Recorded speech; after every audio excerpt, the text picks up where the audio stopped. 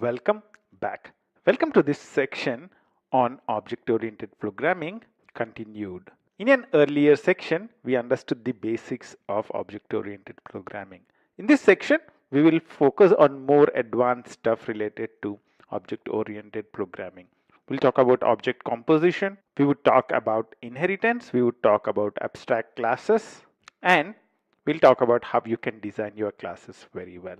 In this first step, we will revise the things which we learned earlier.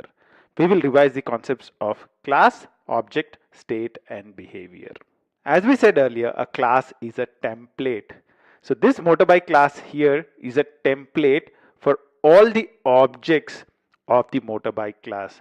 So here Honda is an object or an instance. Ducati is an object or an instance of the motorbike class.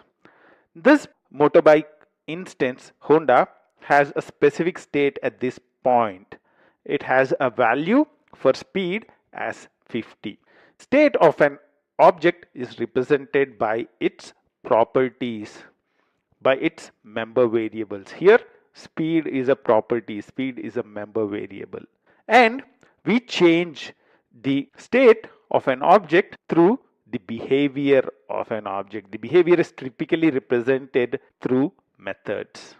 Here we have increase speed, decrease speed as the methods to change the state of the object. We saw that the state of the object can change during the duration of the program. At specific time, the state might be something.